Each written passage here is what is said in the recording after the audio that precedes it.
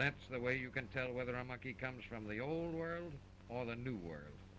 No South American monkey has elastic cheek pouches. This fellow is storing away a banana a third as long as himself. And here's a little chap called the woolly monkey.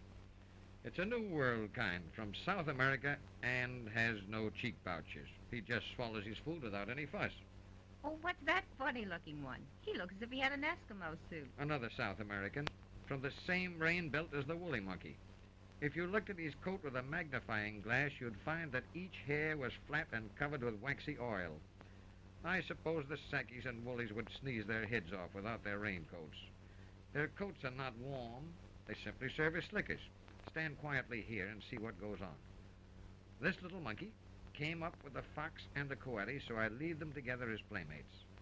When I throw in some lumps of sugar, you'll see that the monkey takes the sugar and dips it in the water pan, so he can soften it and eat it faster than the others and come back for more. Now, isn't that smart? Did you teach him that? No, he thought that out himself. That was not prompted by instinct. There are no water pans or lumps of sugar in the jungle. That action shows thought. Look over here.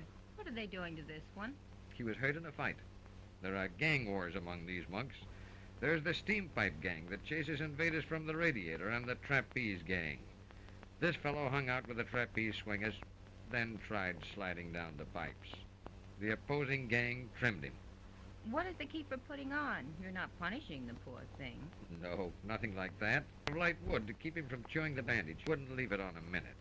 He'll go into the hospital for a week and come out as good as ever, but no wiser. As for medicine, they'll take anything that is sweetened, as long as you give it to them. In fact, that's a point in monkey psychology. This one has eyes like an owl. Yes, and it happens to be called the owl monkey. You can hold him. He's tame. You notice as you feed him the mealworms how he likes them? A lot of people think that monkeys feed on nothing but fruits, and many pet monks have starved on such a diet. Of all animals, a monkey needs a variety of, especially the smaller kinds.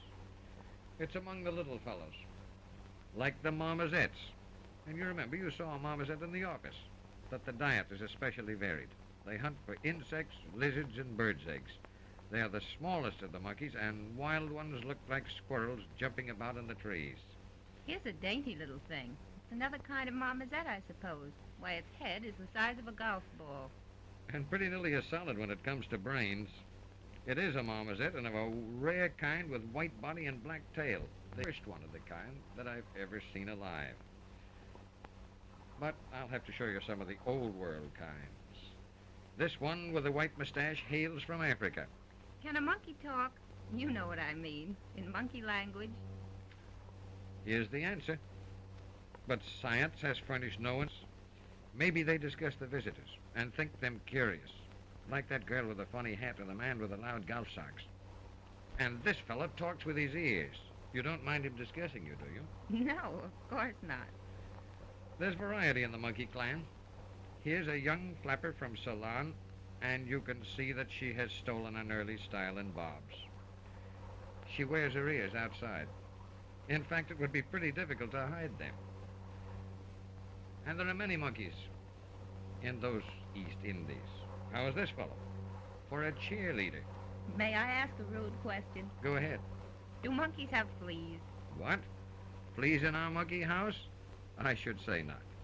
The search is mostly a courtesy, like serving afternoon tea. And 6 months ago, a lady discarded this muff in horror at the courtesies these monkeys showed her, and they haven't found anything yet. But now, if you want a scientific touch, here's one of the alleged lowbrow relatives of the monkey, Morris, from the East Indies. It prowls at night. Cold-blooded scientists place it squarely in line with the monkey crowd. It lives in high trees, and its actions are like a sloth. The most curious thing about it is a single claw on each hind foot. There you see it. A single claw. And here's another lowbrow monkey relation, the lemur, from Madagascar. But it doesn't look like a monkey.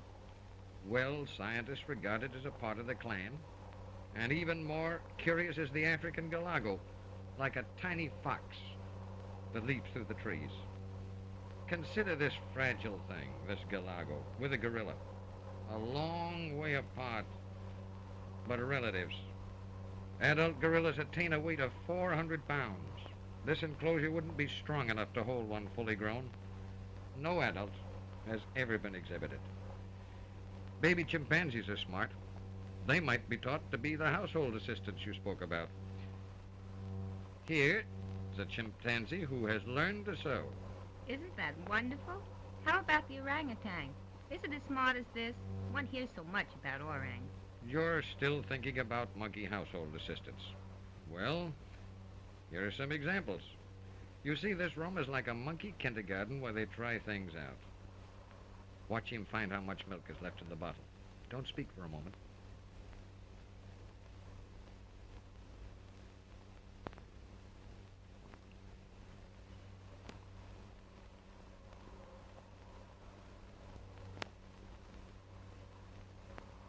Here's a bright scholar, a young orangutan. If he were full-grown or 200 pounds in weight, he'd throw me through the window and pull the electric fixtures out by the roots. This is his idea of indoor sport, making a mess of things. He wouldn't make a good household assistant. Not around anybody with nerves. There's one thing he will always try, and that is to attempt to eat as humans do, but figures it a silly thing to pour anything into a cup when the spout of the teapot is so handy.